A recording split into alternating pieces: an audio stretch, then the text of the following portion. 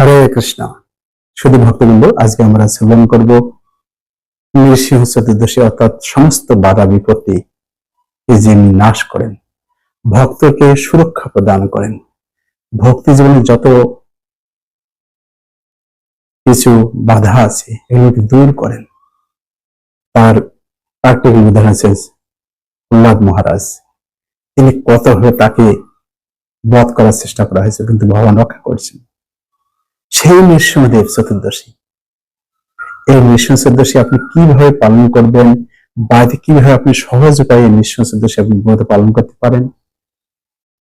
ভগবান নৃসিংহদেব কি ফল পছন্দ করেন, তিনি কি পানীয় পছন্দ করেন, কিভাবে আপনি অর্চন, অভিষেক, কিভাবে আপনি ভগবানের আরতি করবেন, এবং বিশেষ করে সংকল্প মন্ত্র, নৈবেদ্য অর্পণ করবেন তার মন্ত্র, পূজা পদ্ধতির যে মন্ত্র, প্রণাম এবং স্তব এর মাহাত্ম্য কথা, উপবাস করবেন, কত সময় আপনি উপবাস করবেন, কিভাবে আপনি ভঙ্গ করবেন, সমস্ত বিষয় আমরা সংক্ষিপ্ত হয়ে তুলে ধরার চেষ্টা করছি, যাতে আপনারা সুন্দরভাবে আপনার এই নৃসিংহ চতুর্দশী আপনারা পালন করতে পারেন। নৃসিংহদেব সমস্ত রকম বাধা বিপত্তি নাশ করেন। আমরা কিছুদিন আগে হইলাম গিয়েছিলাম, যেখান থেকে ভগবান স্বয়ং প্রকট হয়েছে, প্র্যাকটিক্যাল আমরা দেখে এসেছি। সমস্ত তথ্য আপনারা পাবেন। তো আমরা জানবো নৃসিংহ চতুর্দশী কি। নৃসিংহ চতুর্দশী বলতে ভগবান এই দিনে আবির্ভূত হন, অর্থাৎ ব্রহ্মার কথাকে রক্ষা করার জন্য। যেহেতু তিনি হিরণ্যকশিপু, তিনি বর প্রাপ্ত হয়েছিলেন, তিনি দিনে মরবেন না, রাত্রে মরবেন না, কোন অস্ত্রের দ্বারা মরবেন না, দেবতার দ্বারা মরবেন না, অনেক অনেক সত্য ছিল। সমস্ত সত্যকে ঠিক রেখে তিনি নরসিংহদেব রূপে প্রকটিত হয়েছেন। কোথায় থেকে? তার পিতামাতার নাম কি? তিনি স্তম্ভ থেকে প্রকাশিত হয়েছেন। শ্রীমদ্ ভাগবতের সপ্তম স্কন্ধে, বিশেষ করে দ্বিতীয় অধ্যায় থেকে দশম অধ্যায় পর্যন্ত, এই ষষ্ঠ স্কন্ধে আপনারা দেখতে পাচ্ছেন। সপ্তম স্কন্ধে এখানে ভগবান নৃসিংহদেবের অর্থাৎ হিরণ্যকশিপু প্রহ্লাদ মহারাজের কাহিনী সুন্দরভাবে বর্ণনা এখানে সুন্দরভাবে তুলে ধরা হয়েছে। তো আপনারা এই বিষয়গুলো সুন্দরভাবে আপনারা অধ্যয়ন করতে পারেন, দ্বিতীয় অধ্যায় থেকে দশম অধ্যায় পর্যন্ত। এবং বাড়িতে আপনি কিভাবে অনুষ্ঠান এবং অন্যান্য মন্ত্র সহ সবকিছু আমরা পর্যায়ক্রমে জানবো। আপনার বাড়িতে নোট করবেন, সুন্দরভাবে আপনারা এই ব্রত পালন করবেন, সংকল্প করবেন প্রথম, অর্থাৎ এই দিন গোধূলি পর্যন্ত উপবাস। গোধূলি পর্যন্ত মানে যেমন অন্য একাদশী দিন আপনারা অনেক কিছু গ্রহণ করেন, কিন্তু এই নৃসিংহ চতুর্দশী দিনে আপনারা কেবলমাত্র যখন সূর্য অস্ত যাচ্ছে ভগবান নৃসিংহদেবের পূজা করে তারপর আপনারা অনকল্প প্রসাদ গ্রহণ করবেন। অবশ্যই একাদশী প্রসাদ হবে, ঠিক আছে? তা আপনারা প্রথমে সংকল্প করবেন, ও শ্রী নৃসিংহ মহাভীম দয়া কুরুপো মম পরি আদ্যাহ্নম তে বিধাস্বামী ব্রতম নির্বিঘ্নম নয়। হে শ্রী নৃসিংহ, হে মহাভীম, আমার উপর দয়া প্রকাশ করুন। অদ্য আমি আপনার ব্রত আচরণ করিব, নির্বিঘ্নে তার সম্পন্ন করুন।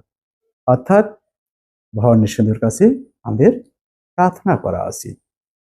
আপনার এই নৃসিংহ চতুর্দশী পঞ্চ উপাচারেও করতে পারেন, ষোড়শ উপাচারে করা যেতে পারে, তাহলে পঞ্চ উপাচার আপনার সামর্থ্য মতো আপনি করবেন। তো পঞ্চ উপাচার মানে হচ্ছে ধূপ, দীপ, গন্ধ, পুষ্প, নৈবেদ্য, পাঁচটি উপাচার দিয়ে আপনি পূজা করতে পারেন। আপনি যখন গন্ধ অর্পণ করবেন, অর্থাৎ একটি পুষ্প, অগুরু ও চন্দন মিশিয়ে ভগবানের নাকের কাছে দিতে হবে। যদি ব্রাহ্মণ দীক্ষিত হন তাহলে বিষ্ণু মন্ত্র উচ্চারণ করবেন, যদি এখনো ব্রাহ্মণ দীক্ষা নেননি নর্মাল ভাবে আপনারা করতে পারেন। তাহলে মন্ত্র উচ্চারণ করবেন, যখন যেটা অর্পণ করবেন সেই নামটা উল্লেখ করবেন। এসো গন্ধ ওম শ্রীম নৃসিংহায় নমঃ। দ্বিতীয়ত পুষ্প দিবেন। পুষ্প অর্থাৎ সুগন্ধ পুষ্প বা পদ্ম ফুলের ভেতরে তুলসী পত্র ঢুকিয়ে চন্দন মাখিয়ে চরণে অর্পণ করবেন। আপনি পুষ্প দিতে পারেন, যদি পদ্ম ফুল পান খুব ভালো, না হলে নর্মাল সাধারণত গোলাপ বা অন্যান্য কোনো ফুলও দিতে পারেন। তো পদ্ম ফুল সাধারণত ভালো। মন্ত্র বলবেন, ইদম সচন্দন সুগন্ধ পুষ্পম ওম শ্রী নৃসিংহায় নমঃ। আপনারা অর্পণ করবেন ধূপ। 5টা ধূপ একসাথে জ্বালাইতে পারেন, নাহলে 3টা ধূপও আপনি একসাথে জ্বালাইতে পারেন। ঘড়ির কাঁটা মতো বরাবর ভগবানের চরণ থেকে মাথা অবধি 7বার ধূপ দেখাতে হয়। 7বার ধূপ দেখাবেন, মন্ত্র বলবেন, এসো ধূপ ওম শ্রী নৃসিংহায় নমঃ।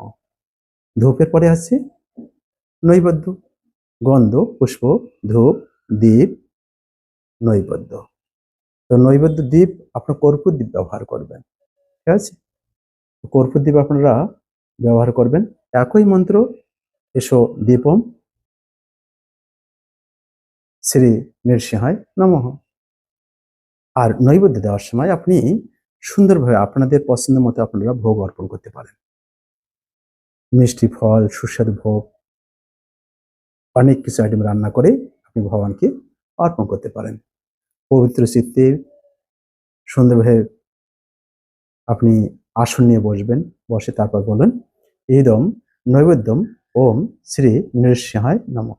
যদি পূর্ণাঙ্গভাবে আপনি করতে পারেন খুব ভালো, না হলে সহজ সরলভাবে ভোগ ভগবানের সামনে অর্পণ করুন। তুলসীপত্র দিবেন, জলের গ্লাস দিবেন, তারপর আপনি নিবেদন করুন। উপবাসের বিষয়টা হচ্ছে আপনি সামর্থ্য মতো আপনি উপবাস করতে পারেন। নির্জলা করতে পারেন, মানে সম্পূর্ণ উপবাস না খেয়ে করতে পারেন। 2 নম্বর আছে সজলা উপবাস, শুধুমাত্র জল খেয়ে উপবাস করবেন। আর যদি সেটিও সম্ভব না হয়, তাহলে আপনি অনুকল্প প্রসাদ পাবেন, মানে হচ্ছে একাদশী প্রসাদ। 1 নম্বর হচ্ছে আপনি না খেয়ে থাকবেন সারাদিন। যদি অসমর্থ হন তাহলে আপনি জল খেয়ে করুন। যদি এতেও অসমর্থ হন তাহলে আপনি পূর্ণাঙ্গ দিন আপনি অনুকল্প প্রসাদ পেয়ে করতে পারেন। এই জন্য শারীরিক ক্ষমতা অনুযায়ী, কেননা বর্তমানে অনেকের অনেক শারীরিক সুবিধা অসুবিধা থাকতে পারে, কিন্তু না নির্জলা করাটাই হচ্ছে বেস্ট। তো ভগবান সবচেয়ে কি ফুল এবং পত্র আপনি ভগবানের চরণে তুলসী পত্র অর্পণ করবেন এই দিনে। আপনি 108টা তুলসী পাতা দিতে পারেন, 108টা নাম করে, বা আপনি 1000 দিতে পারেন। কিন্তু 108 নাম যেহেতু রয়েছে, 108 নাম এখানে দেওয়া থাকলো, ডিসের বক্সের লিঙ্ক দেওয়া আছে, আপনি দেখে নেবেন। এবং 108টা নাম দিয়ে একটা নাম দিয়ে আপনি তুলসী পাতা অর্পণ করবেন। ওম নরসিংহায় নমঃ, ওম মহাসিংহায় নমঃ, দিব্য সিংহায় নমঃ, মহাবলায় নমঃ, কল্যায় নমঃ। এভাবে একটা করে তুলসী পত্র অর্পণ করবেন। আর মন্ত্র যখন বলবেন তখন সাথে সাথে আপনি তুলসী পত্রটা ভগবানের চরণে দিবেন। আর ভগবানে বিশেষ করে তুলসী পত্রর মালা যদি সম্ভব হয় তৈরি করে ভগবানের গলায় আপনি পরিয়ে দেবেন, ঠিক আছে? ভগবানের অত্যন্ত তুলসী পাতা হচ্ছে অত্যন্ত ভগবানের প্রিয়। এখন হচ্ছে অভিষেক আপনি কিভাবে করবেন গৃহে। তো অভিষেক আপনি পঞ্চামৃত বা পঞ্চগব্য দিয়ে করতে পারেন, আর অনেক কিছু ফলের জুস তৈরি করে আপনি করতে পারেন। পঞ্চামৃত যেমন দুধ, দই, ঘি, মধু, হ্যাঁ, মিশ্রিত জল বা চিনির জল ইউজ করতে পারে অনেকে। দুধ, দই, ঘি, মধু, চিনি পঞ্চামৃত। আর পঞ্চগব্য মানে আছে দুধ, দই, ঘি, দুধ, দই, ঘি, গোময়, গোমূত্র, পঞ্চামৃত। অভিষেক যে কোনো একটা দিয়েও আপনি করতে পারেন, আর না হলে আপনি বিভিন্ন রকম ফলের জুস দিয়েও করতে পারেন, কিন্তু পঞ্চামৃত অবশ্যই থাকবে, ঠিক আছে? নৈবেদ্য যখন আপনি অর্পণ করছেন ভগবানকে, তখন অবশ্যই আপনি এই মন্ত্রটি বলতে পারেন। অবশ্যই মন্ত্র বলবেন, নৈবেদ্যম সুখাদ্যম চ অস্তু ভক্ষ ভোজা সমন্বিতাম দদামিতে রমাকান্ত সর্বপাপক স্বয়ং করো। নৈবেদ্য প্রদান করুন, এরপর পূজা করবেন। যখন অভিষেক করবেন, অভিষেক সবকিছু রেডি হয়ে গেছে, আপনি সেখানে একটু ভোগ অর্পণ করবেন, নৈবেদ্য দিলেন। এরপর সে পূজা করবেন ভগবানকে। পীতাম্বরম মহাবিষ্ণু প্রহ্লাদ ভয় নাশ কৃত যথাভূত অর্চনানাথ যতক্ত ফলদ ভব। তো এভাবে আপনি পূজা করবেন, আর এরপরে আপনি নৃসিংহদেবের স্তব করবেন। জয় নৃসিংহ, শ্রী নৃসিংহ, জয় জয় জয় শ্রী নৃসিংহ। উগ্রং বীরং মহাবিষ্ণুং জ্বলন্তং সর্বতোমুখম নৃসিংহং ভীষ্ণং ভদ্রং মৃত্যুর নমাম্যহম। শ্রী নৃসিংহ, জয় নৃসিংহ, জয় জয় নৃসিংহ। কুলাদেশ জয় পদ্ম, মুখ পদ্ম ভৃঙ্গ। হয়ে গেল, ভোগ অর্পণ করলেন, এরপর আপনি পূজা করলেন সংক্ষিপ্ত।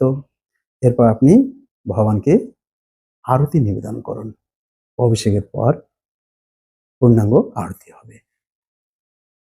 তো আপনি এই মহা আরতির উপাচার আপনি সাধারণত 5টি দ্রব্য দিয়ে করতে পারেন। একটা হচ্ছে কর্পূর, সুগন্ধি পুষ্প, চামর, ময়ূর পাখা, আর অনেকে তাল পাখা বা অন্য কোনো পাখাও ইউজ করে, ব্যবহার করে। তো ধারাবাহিকভাবে আপনি কর্পূর প্রদীপ আপনি ব্যবহার করুন। প্রথমে কর্পূর প্রদীপ দেখাবেন, তারপর আপনি পুষ্প অর্পণ করুন ভগবানকে, পাত্রে করে পুষ্প দিয়ে আরতি করুন। এরপর ভগবানকে চামর দিয়ে আরতি করবেন, তারপর পাখা। যেমন রাধা মাধব বর্ণকে পূর্ণাঙ্গ আরতি করতে হয়, আপনি এখানেও করতে পারেন, কিন্তু এটি করলেও ঠিক আছে। আপনি আর এই সময় পানীয়, যেহেতু গরম দিন, ভগবান পানীয় জল পছন্দ করে। আমরা কিছুদিন আগে গিয়েছিলাম, সেই বিজয়ারা পানা নরসিংহ রয়েছে, গুড় জল সেখানে দেওয়া হয়। তো সুন্দর পানীয় ভগবানকে আপনি ভোগ অর্পণ করবেন। আর প্রিয় ফল ভগবানের আম হচ্ছে প্রিয়। আপনি অনেক কিছু ফল দিলেও আপনি আমটা দিতে পারেন ভোগে, ঠিক আছে? তাহলে আমরা জানতে পারলাম কিভাবে আপনি অর্চন করবেন ভগবানকে পঞ্চ উপাচারে। হ্যাঁ, আপনি অর্চন করতে পারেন সুন্দরভাবে। অভিষেক আপনার পছন্দ মতো আড়ম্বরপূর্ণভাবে করতে পারেন, নাহলে পঞ্চামৃত বা পঞ্চগব্য দিয়েও অভিষেক করতে পারেন। আরতি পঞ্চ উপাচার দিয়েও আপনি আরতি করতে পারেন। আর প্রণাম এবং স্তব আপনি অবশ্যই করবেন। উগ্রং বীরং মহাবিষ্ণু জ্বলন্তং সর্বতোমুখম নৃসং ভীষ্মং ভদ্রং মৃত্যুমিত নমামহম পূর্ণাঙ্গ আরতি করতে পারেন। আরতি যে কীর্তনটা রয়েছে, নমস্তে নরসিংহায় প্রহ্লাদায়নে, এই কীর্তনটি আপনি করবেন। এটা হচ্ছে সন্ধ্যা পর্যন্ত উপবাস, মানে নির্জলা করলে ভালো, সামর্থ্য মতো। তারপর আপনারা পালন করবেন, অর্থাৎ অনুকল্প প্রসাদ গ্রহণ করবেন, একাদশীর প্রসাদ। এর পরের দিন আপনি পালন করবেন, ঠিক আছে? তো আপনারা অন্যদেরকে শেয়ার করুন, যাতে সবাই এই বিষয়গুলো জানতে পারে। অনেকে ভাবতে পারে কিভাবে কি করব না করব। আর ডিসক্রিপশন বক্সে সেখানে সুন্দরভাবে লিঙ্ক দেওয়া আছে, নরসিংহ কবচ, 108 নাম, তাদের সমস্ত কাহিনী। তা আপনারা সেগুলো দেখতে পারেন। প্রকৃতপক্ষে নৃসিংহদেবের বিষয়ে যদি জানতে চান, তাহলে অবশ্যই এই নরসিংহদেবের বিষয়, মানে ভাগবতম যে রয়েছে, নরসিংহদেবের কথা, প্রহ্লাদ মহারাজের কথা, সমস্ত বিষয়ই ভাগবতম রয়েছে। তা আপনাদের কাছে যদি থাকে খুব ভালো, না হলে আপনারা সংগ্রহ করবেন, ঠিক আছে? আপনারা আমাদের সাথে কন্ট্যাক্ট করতে পারেন 74070041। আমরা কুরিয়ারের মাধ্যমে সম্পূর্ণ ফ্রি, কুরিয়ার চার্জ কিছু দিতে হবে না। আপনারা কন্ট্যাক্ট করুন। ইনস্টলমেন্টে আপনি টাকা আপনি দিতে পারেন, ক্যাশ অন ডেলিভারি করতে পারেন যদি চান। আর মনে করেন যে না, আমার একেবারে সম্ভব হবে না, আপনি অল্প করেও দিতে পারেন, 2000 4000 করে দিতে পারেন। আপনি 2 মাসের মধ্যে ক্লিয়ার করে দিতে পারেন, ঠিক আছে? তো আপনারা কন্ট্যাক্ট করবেন।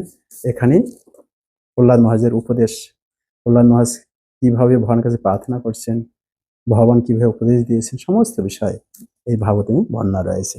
দ্বাদশ স্কন্ধ 18টা ভলিউম রয়েছে। দ্বাদশ স্কন্ধের মধ্যে 7ম স্কন্ধে এই নৃসিংহদেবের কথা রয়েছে। কল্যাণের জন্য, সবার কল্যাণের জন্য, ভক্তজন যাতে আমরা আরো সুরক্ষিত থাকতে পারি, এই জন্য ভগবান নৃসিংহদেবের কাছে অবশ্যই প্রার্থনা করা উচিত। জয় নৃসিংহদেব।